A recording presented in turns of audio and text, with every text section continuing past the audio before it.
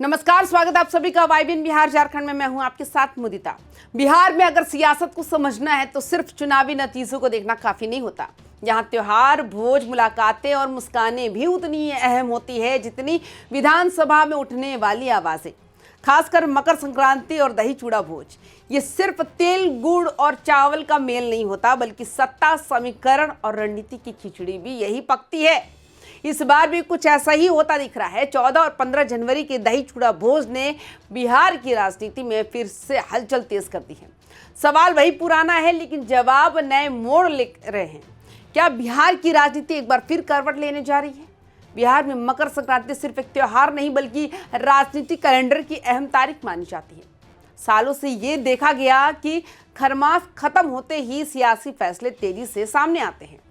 मंत्रिमंडल विस्तार हो या संगठनात्मक फेरबदल, पार्टी टूट हो या नई राजनीतिक एंट्री, दही चूड़ा भोज के आसपास संकेत मिलने लगते हैं। ऐसे यही वजह है कि हर साल इस त्योहार पर नेताओं के भोज, उनके मेहमान और उनकी बातचीत को राजनीतिक नजर से देखा जाता है। इस बार भी कहानी कुछ अलग नहीं है, बल्कि पहले से ज्यादा दिलचस्प है। इस बार मुख्यमंत्री नीतीश कुमार पटेल समाज के दही चूड़ा भोज में शामिल हुए। यह अपने आप में एक बड़ा संकेत है, क्योंकि नीतीश कुमार का कुर्मी पटेल समाज से रिश्ता सिर्फ सामाजिक नहीं, राजनीतिक भी रहा है। इसी कार्यक्रम में एक और नाम मौजूद था जिसने सियासी गलियारों में हलचल बढ़ा दी, आरसीपी सिंह। वही आरसीपी सिंह जो कभी नीतीश कुमार के सबसे भरोसेमंद माने जाते थे, फिर उनसे अलग हुए, बीजेपी गए, अपनी पार्टी बनाई और एक बार फिर नीतीश कुमार का नाम सम्मान के साथ लेते दिख रहे हैं। पटेल सेवा संघ के कार्यक्रम में आरसीपी सिंह तब पहुंचे जब नीतीश कुमार जा चुके थे। मंच साझा ही नहीं हुआ, तस्वीर एक साथ नहीं आई, लेकिन राजनीति में कई बार शब्द तस्वीरों से ज्यादा ताकतवर होते हैं। आरसीपी सिंह ने कहा कि वे और नीतीश कुमार एक ही हैं। दोनों के बीच 25 साल पुराना रिश्ता है और वो एक दूसरे को अच्छे से समझते हैं। ये बयान अपने आप में बहुत कुछ कहता है। जो नेता कभी तल्खी भरे शब्दों में बात करता था, आज वही नेता रिश्तों की दुहाई दे रहा है। राजनीति में इसे यूं ही नहीं कहा जाता कि आरसीपी सिंह जेडीयू से निकाले जाने के बाद बीजेपी में गए, वहां अपेक्षित महत्व नहीं मिला तो उन्होंने अपनी पार्टी बनाई, फिर वो पार्टी प्रशांत किशोर की जनसुराज में विलय कर दी। ये पूरा सफर ये दिखाता है कि बिहार की राजनीति में बड़े दल की छांव के बिना टिके रहना कितना मुश्किल है। अब जब आरसीपी सिंह पुराने रिश्तों को याद कर रहे हैं तो साफ है कि सियासी खिचड़ी फिर से पक रही है। बिहार में इस तरह के फैसलों के लिए दही चूड़ा भोज का हमेशा शुभ समय माना गया। नीतीश कुमार की अगुवाई में जेडीयू ने हालिया विधानसभा चुनाव में जबरदस्त वापसी की। 2020 में 43 सीटों पर सिमटने वाली पार्टी इस बार 85 सीटों तक पहुंच गई। इस सफलता के बाद पार्टी में सांगठनिक बदलाव की चर्चा तेज है। फिलहाल नीतीश कुमार खुद राष्ट्रीय अध्यक्ष हैं और संजय कुमार झा कार्यकारी अध्यक्ष की भूमिका निभा रहे हैं।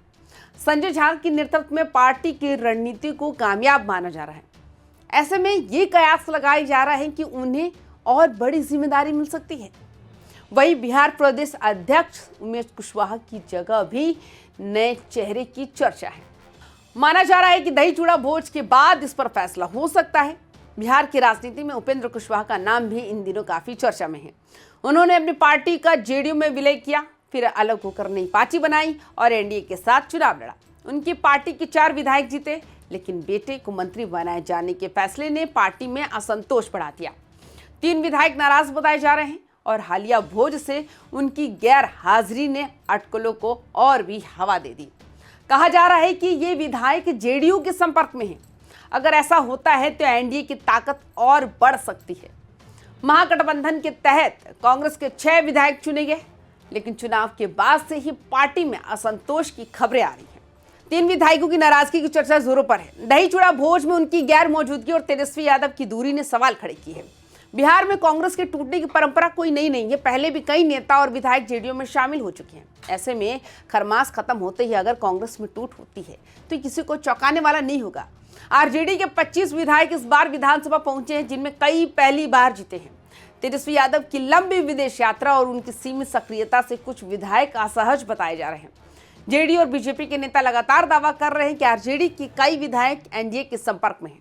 अगर ऐसा होता है तो तेजस्वी यादव की नेता प्रतिपक्ष की कुर्सी भी खतरे में पड़ सकती है। वो बिहार की राजनीति में बड़ा भूचाल होगा। नीतीश कुमार के बेटे निशांत कुमार की राजनीति में एंट्री की चर्चाएं भी लंबे समय से चल रही हैं। कभी संगठन के जरिए तो कभी विधान परिषद के रास्ते उनकी एंट्री की बातें होती हैं। नए साल पर लगे पोस्टर बैनर इन चर्चाओं को और हवा देते हैं। हालांकि नीतीश कुमार या निशांत ने खुद तो कुछ नहीं कहा है, लेकिन मकर संक्रांति को ऐसे संकेतों के लिए मुफीद वक्त माना जा रहा है। नीतीश कुमार के मंत्रिमंडल विस्तार की चर्चा भी लंबे समय से लटकी हुई है। कहा जा रहा है कि 9 से 10 नए मंत्री बनाए जा सकते हैं। इसमें बीजेपी और जेडीयू दोनों ही विधायक शामिल होंगे। अगर अन्य दलों से टूट होती है तो मंत्रिमंडल विस्तार एनडीए को और मजबूत कर सकता है। यह विस्तार सिर्फ पदों का नहीं बल्कि सत्ता संतुलन का भी संकेत देगा। एनडीए में जेडीयू और बीजेपी दोनों की संख्या मजबूत है। ऐसे में नेतृत्व को लेकर चर्चाएं तेज हैं। बीजेपी के भीतर सम्राट चौधरी को भविष्य का बड़ा चेहरा माना जा रहा है।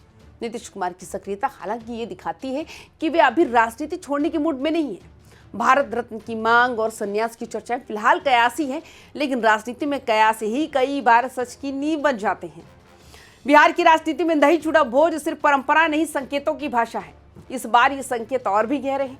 आरसीपी सिंह की घर वापसी, जेडीयू में बदलाव, विपक्ष में संभावित टूट और सत्ता के नए समीकरण, सब कुछ एक साथ उबल रहा है। मकर संक्रांति के बाद तस्वीर और साफ होगी। तब तक बिहार की राजनीति में सियासी खिचड़ी पकती रहेगी और हर कोई यही जानने की कोशिश करेगा कि अगली चाल कौन चलेगा, अगली चाल किसकी बारी है और ये खिचड़ी खाने में कैसी है। तो आप सभी को मकर संक्रांति की हार्दिक शुभकामनाएं। बाकी तमाम खबरों के लिए YBN बिहार झारखंड के साथ बने रहें। नमस्कार।